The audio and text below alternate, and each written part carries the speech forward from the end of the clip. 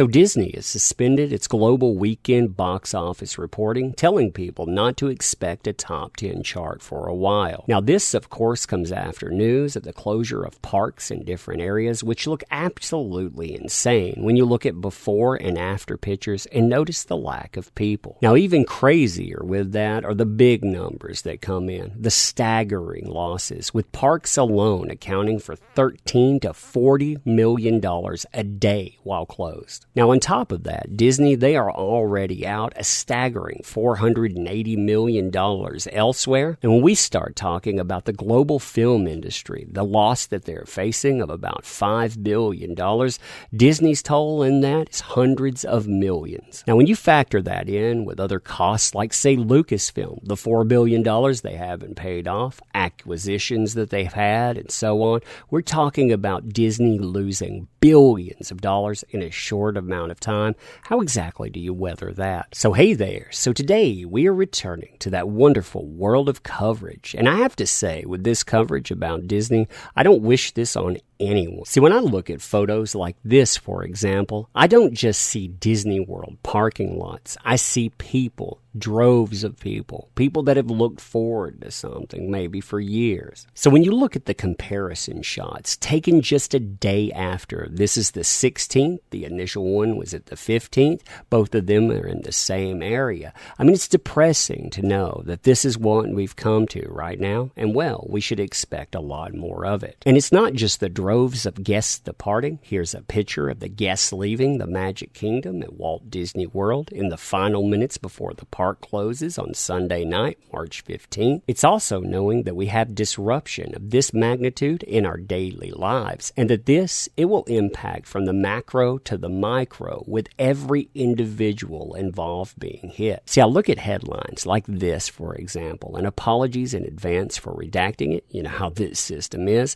but I see this and I think it's not just the individual impact. That's horrific enough, but it's the idea of safety being impacted. And when you impact that idea, well, that's going to impact money for a long, long time. See, Bob Iger, he's been talking about the idea that Disney has overcome a lot in its history, and it indeed has. It's overcome quite a bit, including natural disasters and on. But those things, those forces of nature, they impact in a moment and they're gone. This, an invisible enemy, it's always present, or at least the feeling of it is. So how do you make that go away? See, when it comes to the natural disasters of the past, you have a shakeup in the immediate, a disruption, and then, after a staggering price tag, things are gone. Here, for example, is a discussion about what happens when parks close down, how much money does Disney lose, in a discussion about 2 days shutdown over Hurricane Irma. Now, in that, Magic Kingdom, Epcot, Hollywood Studios, Disney Springs, and the water parks were all closed down. And guests, they were sequestered at their hotels. So, I mean, when you think about that, you think about the price tag, you really need to make the shakeup for it. Now, Disney, they didn't come right out and say how much money they had lost over that 2-day period. But the year before, Disney World had to close down for 1 day due to Hurricane Matthew. And during a shareholder call in February of that year, it was revealed that that 1-day shutdown cost Disney around $40 million. So that's just a $40 million price tag for 1 day for that one location. That's why I think all the discussion about the price tag that Disney has just with the closures that we've seen, talking parks, recreations, and other things, that's been conservative at best. Here's one of those discussions, for example, from Forbes, where they talk about Disneyland and Walt Disney World closing for the rest of March. Now in that, they talk about Disneyland Park and Disneyland California Adventure closing down. They also talk about Disneyland closing down Walt Disney World and Disneyland Paris. They talk about other parts in that being open, but you know they'll shut down too. Disneyland Cruises, they're being suspended as well. And even when everything else is restored, theme parks are already banking on lower foot traffic this year. According to B. Riley analyst Eric Wold, who covers regional park companies like SeaWorld and Six Flags, current declines in stock performance indicate an expected 50% decline in attendance. Now, they estimate with this kind of stuff that it's about a cost of $13 million per day. That's how much they say Disney could lose from the closures of its parks and resorts in the U.S. So that's just U.S. parks and resorts, which account for 30% of the company's operating income. Although that would be a big loss for the company, the long-term attendance loss would be much worse if the outbreak was linked to parks. So that goes to the other thing that I was talking about with the headline that we discussed before. That's what I mean about unknown costs, because people, they are confronting this idea about the illusion of safety. See, it's one thing for people to fear the scene, the ride breaking down, or even crocodiles leading some tragic happenstance.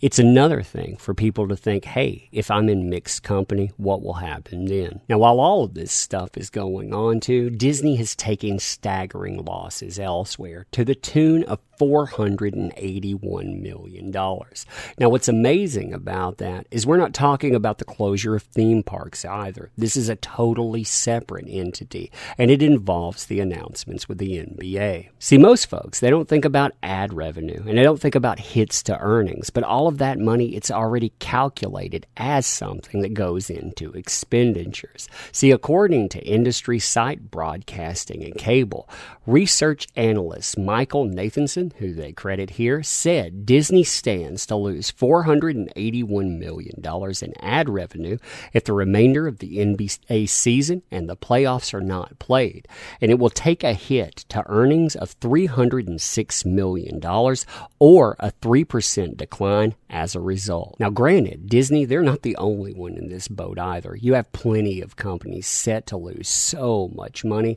This analyst, he also said, for example, AT&T had $379 million at risk from the cancellation, with $211 million coming from lost ad revenue and $168 million lost due to a 2% decline in earnings. So when you take those two companies by themselves, put them together, we're talking about a loss of $860 million in revenue and profits. Again, two companies from one thing talking about the NBA. What about all the other sports out there as well? Now that's just one of a myriad of things that Walt Disney ends up losing money over. Take ESPN, for example. Walt Disney is vested in ESPN Inc.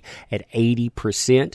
Well, nobody's going to tune in to ESPN, or they're going to tune in much less frequently if there's no games being played.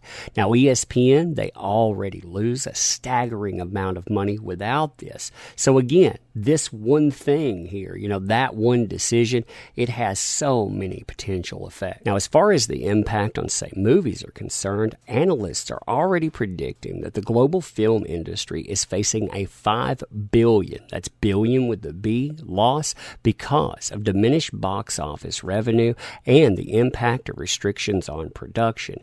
That number could grow even more if more countries add countermeasures that force people to remain home or order public gathering places like theaters to close down. Now, what's interesting about this is the Hollywood Reporter, they did a survey of around 2,200 people, and they asked them if they would be opposed to this or not. 44% of U.S. adults said they would indeed oppose any kind of shutdown like that, but almost 40% of adults said that they would support this, which is kind of surprising when you think about U.S. adults. Now, this financial toll, too, it's not going to end. I mean, we're talking about something that could continue on and really for quite some time. I mean, and analysts are already talking about how this could easily make up the calendar year, and people, they're talking about 18 months or longer. We're already seeing this impact combined with other factors as well, hitting movies like, say, Onward. I mean, Onward, it made $12 million in its second week. That, I mean, when you think about a Pixar movie, this is the lowest one by far. That's absolutely insane. Mulan is facing the same kind of issues, with this movie needing about $640 million to break even, and some analysts projecting that it's going to lose $300 million or more. Now, that doesn't even get into comic books, with Marvel being part of Disney, with convention shutdowns and all of that impacts. I mean, we have dozens of different endeavors that are going to be hit. And Disney, short term, they'll lose at least $1 billion. Long term, they're talking about potentially much, much more. Again, crazy, crazy world this is. I mean, you let me know what you think about this. So closing, I want to thank you for your time. I want to thank you for the opportunity to do videos for you. Me make endeavors possible. Not enough people thank you for that. And well, they should, because your time is valuable. I don't want to monopolize it either, but I do want to thank you for it. And I also want to say, if you like this content, subscribe. You know that drill by now. Like I said, don't want to monopolize your time any further, but it is definitely appreciated. So anyway, until next time.